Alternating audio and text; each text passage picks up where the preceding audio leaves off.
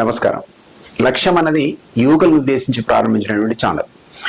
ఇందులో మీకు ఒక క్యారియర్ గైడెన్స్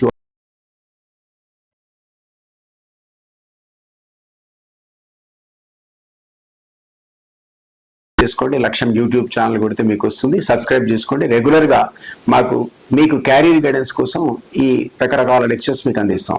దానికంటే ముందుగా నేను కూడా మీకు ఒకటి ఏంటంటే, మేము గతంలో 2017 to 19 దాదాపుగా ఈ ట్విన్ సిటీస్ లో 10 జాబ్ మేళాస్ కండక్ట్ చేశాం. ఇందులో మాకు ఒక టైప్ ఆఫ్ ఎక్స్పర్టైజ్ ఉంది. అంటే ఇది గవర్నమెంట్ జాబ్స్ కావు, ప్రైవేట్ జాబ్స్. ఈ ప్రైవేట్ జాబ్స్ లో దాదాపు 50 నుంచి 100 కంపెనీలు తీసుకొచ్చి జాబ్ మేళాలు కండక్ట్ చేస్తాం మేము. ఇప్పుడు లక్ష్యం స్థాపించిన తర్వాత కూడా June 14th మేము మల్కాజ్గిరిలో జాబ్ మేళా కండక్ట్ చేయబోతున్నాం. సో మీ అందరికీ నా అప్పీల్ ఏంటంటే, దాంట్లో మీరు ఇది సబ్స్క్రైబ్ చేసుకోండి. అదేవిధంగా అందులో నోటిఫికేషన్ వస్తుంది, దాన్ని రెగ్యులర్గా ఫాలో అవ్వండి. తద్వారా మీరు మా జాబ్ మేళలో పార్టిసిపేట్ కావచ్చు. ముఖ్యంగా ట్విన్ సిటీస్లో ఉన్నటువంటి నిరుద్యోగులకు, యువకులకు నా అప్పీల్ ఏంటంటే, మీరు ఇది ఫాలో అవుతుంటే నాట్ ఓన్లీ క్యారియర్ గైడెన్స్, రకరకాల లెక్చర్స్ మీరు ఎక్స్పర్ట్స్ ద్వారా వినటమే కాకుండా ఎప్పుడు మా జాబ్ మేళాస్ ఉంటాయి కూడా మీరు వినొచ్చు. ఏప్రిల్లో కూడా మేము 3rd weekలో జాబ్ మేళా కండక్ట్ చేస్తున్నాం. దీంట్లో వాకింగ్ ఇంటర్వ్యూస్ ఉంటాయి. అంటే మీరు దాదాపు ఉన్నటువంటి కంపెనీస్లో మీ క్వాలిఫికేషన్కు, మీకున్నటువంటి నైపుణ్యానికి అనుగుణమైనటువంటి లక్ష్యం చూసుకొని, అంటే ఆబ్జెక్టివ్ చూసుకొని ఏ విధమైనటువంటి కంపెనీస్లో మీరు జాబ్ పొందాలని కోరుకుంటున్నారు, వాటిలో ఇంటర్వ్యూ పోవడానికి అవకాశం ఉంటుంది. నేను కండక్ట్ చేసిన జాబ్ మేళలో ఒక పిల్లాడు 10 కంపెనీల్లో ఇంటర్వ్యూకి వెళ్ళి 10లో కూడా సెలెక్ట్ అయిపోయాడు. ఆ రకంగా అవకాశాలు ఉంటాయి. కొందరు అందులో సెలెక్ట్ కాడు. వాళ్ళు ఏం చేయాలి మరి అంటే, వాళ్ళకి మేము దాదాపు 10 స్కిల్ కంపెనీస్ పట్టుకొస్తున్నాం. ఇది గవర్నమెంట్ ఆఫ్ ఇండియా ఇచ్చేటువంటి ఫండింగ్ ద్వారా కొన్ని నడుస్తాయి. అందులో మీరు ఎన్రోల్ అయ్యారనుకోండి, గవర్నమెంట్ రిలేటెడ్ అట్లాంటి శిక్షణా సంస్థలో మీరు ఎన్రోల్ అయితే మీకు ఆ శిక్షణ అబ్సల్యూట్గా ఫ్రీగా ఉంటుంది. కాబట్టి అది కూడా మీరు తీసుకోవచ్చు. ఇది ఒక ఆబ్జెక్టివ్. తర్వాత ఇది కాకుండా సపోజ్ వాకింగ్ ఇంటర్వ్యూలో మీకు రాదు, మీకు శిక్షణ నైపుణ్యం తీసుకున్నా మీరు ప్రయత్నం చేస్తే మీరు సఫలీకృతం కాలేదు, మీరు ఏ విధమైన నిరుత్సాహానికి కూడా గురి కావాల్సిన అవసరం లేదు.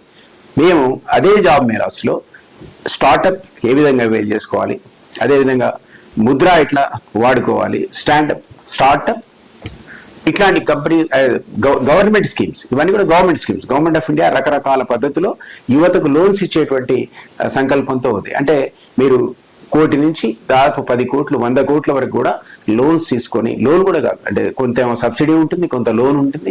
తద్వారా మీరు మీ సొంత పరిశ్రమలు పెట్టుకోవడానికి కూడా అవకాశం ఉంటుంది. చాలా మందికి భయం అవుతుంది, బ్యాంక్ దగ్గరికి పోవాలంటే భయం, బ్యాంక్ మేనేజర్తో మాట్లాడాలంటే భయం. ఇవన్నిటికి కూడా ఒక సొల్యూషన్ లాగా ఈ జాబ్ మేళాలో, అది జాబ్ మేళా, అదేవిధంగా లోన్ మేళా, అదేవిధంగా స్కిల్ మేళా, ఈ 3 ఆపర్చునిటీస్ కూడా ఈ లక్ష్యం వేదిక ద్వారా మీకు అందించాలని మా సంకల్పం. వివిధ నేషనల్ బ్యాంక్స్ని మేము రిక్వెస్ట్ చేసి ఈ జాబ్ మేళాలో పార్టిసిపేట్ కమ్మని అడుగుతాం. వాళ్ళు ఏం చేస్తారంటే, మీకు అక్కడికక్కడ ఏ విధంగా ఈ లోన్స్ అవైల్ చేసుకోవాలి, దానికి మీరు ఇవ్వాల్సిన డాక్యుమెంటేషన్ ఏమిటి, అదేవిధంగా మీకు ఒక అవేర్నెస్ క్రియేట్ చేస్తారు.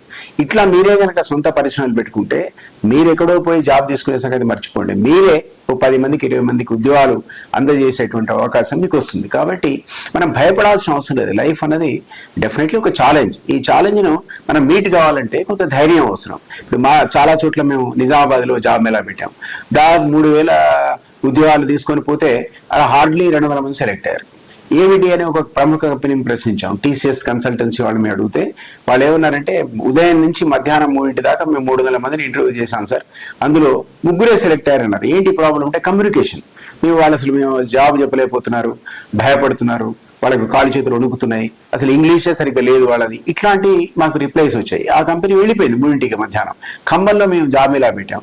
అక్కడ దాదాపుగా 2500 మంది పిల్లలు వస్తే హార్డ్లీ ఒక 50 మందికి ఉద్యోగాలు వచ్చాయి. ఎందుకంటే వాళ్ళ సేమ్ ప్రాబ్లం, కమ్యూనికేషన్ ప్రాబ్లం.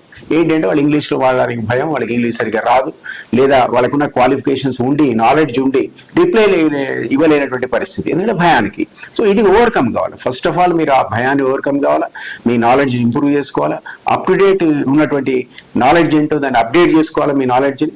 తద్వారా ఇంగ్లీష్ కూడా ఇంప్రూవ్ చేసుకోవాలి. అవసరం అనుకుంటే మీరు స్పెషల్ క్లాసెస్, మేము కూడా ఇదే సంస్థ ద్వారా మీకు English grammar, spoken English classes కూడా మేము నిర్వహిస్తాం.